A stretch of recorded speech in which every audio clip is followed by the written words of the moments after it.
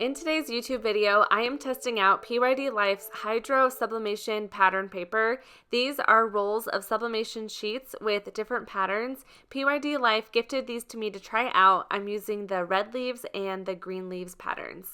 What's really cool about these is that you don't need a printer or even a Cricut machine. The paper has sublimation ink and you brush water onto it, then apply it to a sublimation blank. You can use these on ceramic, stainless steel, glass, enamel mugs, aluminum bottles, and I believe even on fabric. The paper comes in rolls and they are 15 inches by 40 feet, which is a really good size. They have several different patterns. It looks like it's normally $24.99 each, but until Christmas, it will be on sale for only $9.99, which is just such a good deal. The paper will look somewhat dull at first, but will brighten after heated through. This will be my first time using this sublimation paper, so we will be learning together.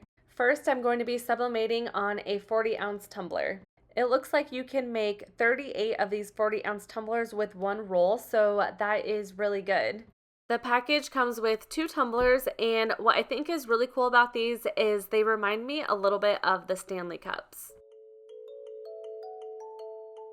There is instructions inside of the roll, and PYD Life is so great at including all the instructions, and what I really like is they always have the sublimation settings like the time and temps. I need to prepare the tumbler before I start adding the sublimation paper. First, what I'm going to do is remove the handle. There's 2 screws on there, which is really nice to be able to remove it. When I did remove it, I was surprised it has 2 little knobs sticking out for the handle to kind of connect into. I didn't expect that, but it's still going to be a lot easier to sublimate without that handle. Next, I unscrew the lid. I'm putting this in my sublimation oven, and you definitely don't want to put that inside of the oven. Then I take my lint roller and run it over the whole tumbler. This will just make sure to get rid of any dirt that's sitting on top of the tumbler. Next, I measure my tumbler so I know what size to cut my pattern paper. It looks like around it is about 12.5 inches. For the length, it looks like it is about 9 3/4. I unroll the paper. It is very thin, which I thought was interesting, but you are applying water to it, so I think that's why. When I measured it, I made it about 1/8 to about 1/4 of an inch bigger than what I measured. I felt like I wanted to have it overlap just a tiny bit. I trimmed off this white piece, then I cut the other side about 10 inches. I was just cutting this freehand, and it is difficult to cut it in a straight line, at least for me it is. So I'll show you with the next tumbler how I was able to cut it a little bit better. Now I'm ready to add the water. I just filled up a bowl with water and I'm using a foam brush. You can use a paintbrush as well. My foam brush is pretty thin, so to make it a little bit faster, you can use a bigger brush. Now I'm ready to apply it to the tumbler. At first I was going to try it with it facing straight up, and I decided it would be easier to turn it upside down. I just wanted the edge of the paper on the edge of the opening of the tumbler. I decided to turn it around after I had part of it placed down, and it wasn't towards the very top, but since the paper was pretty wet, it let me just slide it up. If your paper isn't very wet, then it might be difficult to move it around, so you might have to remove it, add some more water, and place it back on.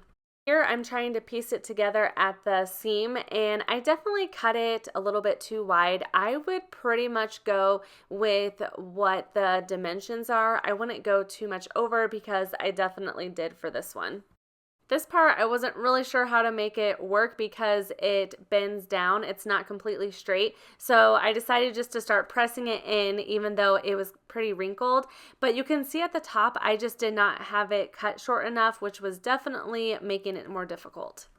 I turn the tumbler around again, and once you have your paper placed where you want it, you'll want to add some heat resistant tape. I do really like PYD Life's blue tape because it's a little bit thicker, so it's better than that really thin yellow tape.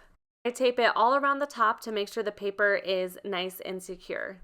I didn't really try to press any wrinkles out, which I should have done, but here I am putting tape over the seam. You'll want to put tape in that spot as well. You'll want to put tape where it bends as well. And looking back at this, I am just mad that I didn't try to get those wrinkles out a little bit more, and I really just didn't have it measured right because it was just a little too big.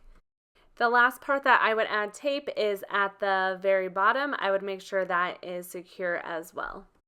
Since I'm using my sublimation oven, I need some shrink wrap, so I grab one of those. This size fits perfectly for the 40 ounce as long as you have the handle off of it. Before I add the shrink wrap, I get my sublimation oven heating up. I set it to 385 degrees at 6 minutes. I do wait until I'm pretty much ready because once it's done heating up, it automatically starts running. It says run on this screen, but what it's doing is actually just heating up. Once it reaches that temperature, it will start the 6-minute countdown. I add my shrink wrap, then I use just a heat gun to run it over it. I also feel like I didn't do the best job of making sure the paper totally shrunk onto the tumbler, so I do make another tumbler and fix that the next time. The machine will beep when it's heated up, and then I just set the tumbler inside and it'll start the countdown. I really love the sublimation ovens because there's not much you have to do. With the tumbler presses, you have to flip them halfway through, you have to adjust the knobs. So I do really love my oven. When it's done, I use a heat resistant glove to remove it because it's really hot, and I place it on my heat mat. The shrink wrap is going to be easier to remove when it's a little bit hot, so I grab my heat resistant glove, I take my weeding tool to help get it off, and then a lot of times it peels off all in one. Sometimes it doesn't though. It's the moment of truth, and I'm ready to take the paper off. As I'm taking it off, I was just shocked. Look how pretty and vibrant these colors are. The bottom part of the tumbler is what I was nervous about, and as I pulled it off, you can see that ghosting around the part that it bends. After I made this video, I later saw that PYD Life ties rope around that area before putting it in their oven, so I thought that was interesting. I would love to try that again. I am going to make a different type of tumbler though next. I didn't do the best job with the seam, and that is because I just cut it too wide. Next time, if I cut it closer to what I had actually measured, I think it would look a lot better. Also, you can see some little lines in the bottom part, and first of all, I didn't even go in and try to get those wrinkles out. Also, the paper was just a little bit too long. We can all learn from my mistakes, but I do think all of those little tips would help. I have another tumbler, but I have something else planned for that, so I might purchase another box of these so I can give this wrap one more try. For this one, I wanted to try adding the sublimation paper on the top and the bottom, but just leaving the part where it bends down bare. Here, I'm just measuring both sections.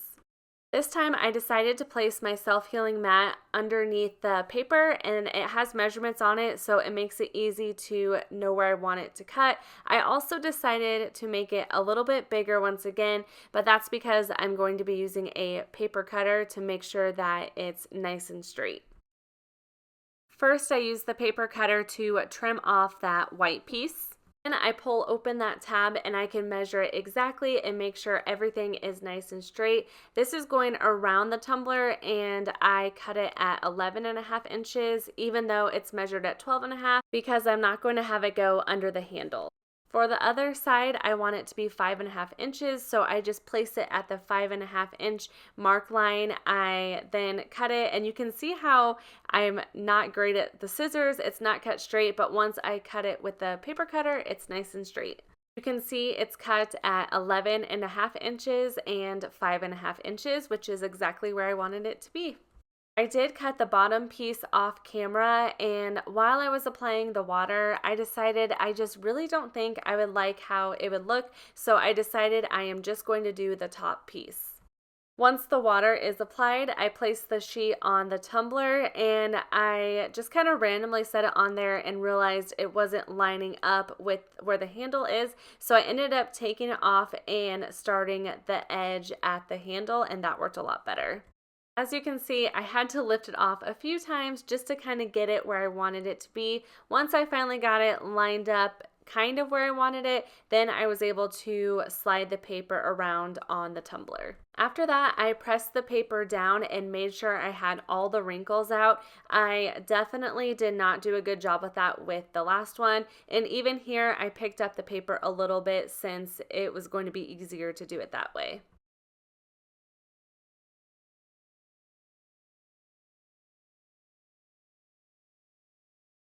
Look how nice and smooth that looks. No matter what, if I was doing the full wrap from the top to the bottom, there was going to be wrinkles in it, but I do think I could have tried to get some of those out, and I definitely didn't try it the first time.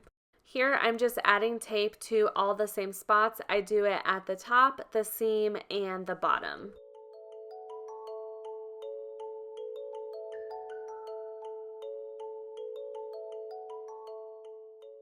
I add the shrink wrap, and when I use the heat gun, I make sure that it is totally shrunk around the tumbler this time as well.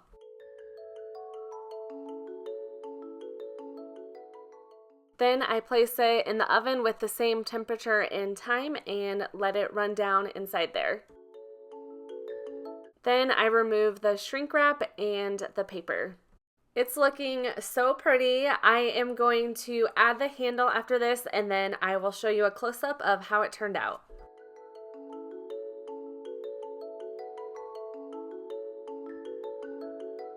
Here's how this one turned out. I love it. I love the colors. It's so pretty. There's no ghosting. I also think the measurements were really great for this one. Let me know what you think of this style where the bottom doesn't have the pattern on it. I would really like to try a full tumbler wrap again. If I do, I will do an updated video. I'm going to make one more tumbler with the pattern paper. I am going to add it to a frosted sublimation glass can. I love these glass cans, and I'm just really excited to give it a try. I took the lid off, then measured my tumbler. For the length, it's 4 3/4. I measured where it was totally straight. I did not go past where it curved. Around the tumbler, I measured 9 1/4. I followed the same process to cut the paper, and I found this to be the best way to do it. The measuring tool that pulls out of the paper cutter is seriously so helpful. It's difficult to see it here, but I bring it all the way to 9 3/4, and then I cut off just a little bit. I measured it a little bit longer on purpose because I can cut away at it and make sure it's straight with the paper cutter, if that makes sense. There, I cut it at 4 3/4. After that, I take my lint roller and run it over the glass tumbler. I apply the water, and you can have a pretty generous amount of water on these. It actually makes it easier to place it on the tumbler. I place it on the tumbler, and at first I didn't have it exactly in the right spot, so I take it back off. I'm trying to make sure that the top is right where I want it to be and the bottom. I also want to make sure that it's on there straight.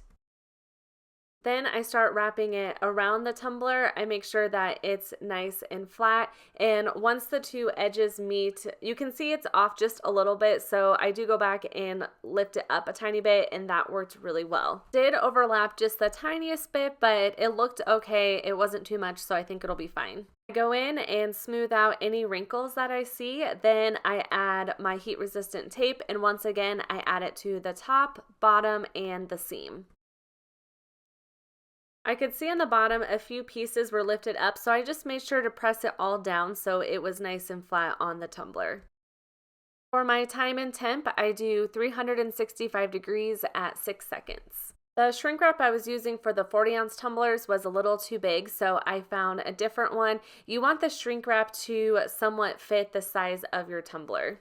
Once it's done, I place it in my sublimation oven. This is the mini from PYD Life, which I really like. It doesn't take up a ton of space, and it's really great. I can link it down in my description box. Now I'm ready to take off the shrink wrap and the paper. When taking this off, I do use my weeding tool, but you have to be very careful because the frost that's on it could easily get picked off of it.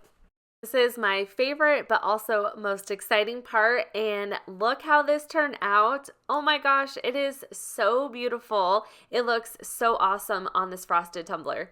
It looks like the measurements were really great for this tumbler. I was looking for the seam line and I had to really search for it. You could barely even see it. I would love to hear what you think of this hydro sublimation paper. It really is so fun to work with and it's very easy. I'm actually very curious when it said that you can put this on fabric, so I might try to make a shirt with it, and I might even try to cut out a design in the paper with the Cricut machine. So definitely look for an updated video that I will be doing hopefully soon.